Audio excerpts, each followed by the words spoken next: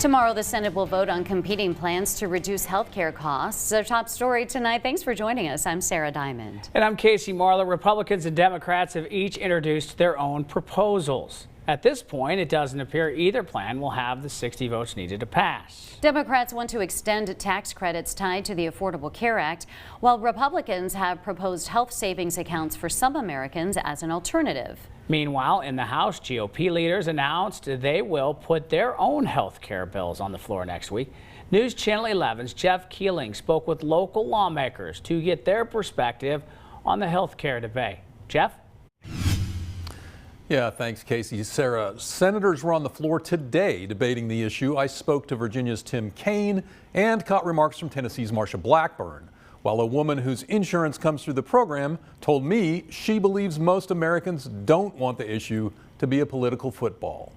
I have a close acquaintance that is looking at somewhere around a $400 to $500 increase for the family of four. Karen Cross and her husband are lucky. Their Affordable Care Act premiums aren't going up like an estimated millions of Americans will if subsidies expire next month, something Virginia Democratic Senator Tim Kaine hopes can be avoided. We don't have to convince the American public. We've got to convince Republican colleagues.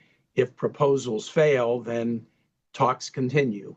Now, we're pretty late in the game on this. Tennessee Republican Marsha Blackburn had a much different opinion as she spoke on the Senate floor today. These subsidies are continuing to prop up a very broken system, and that is why the cost continues to go up. Blackburn says extending subsidies that were increased temporarily in 2021 isn't the answer, but that the GOP is looking at several measures they say would get at a problem of runaway costs, including doing this through health savings accounts and funding for cost-sharing reduction payments.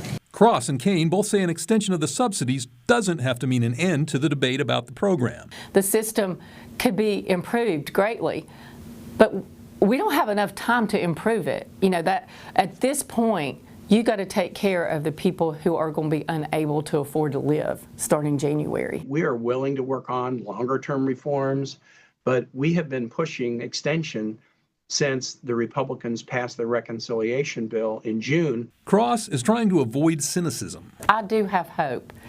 I'm cautious. I'm frustrated with them, as every American is, because I don't think some of them realize what it's like for the average American.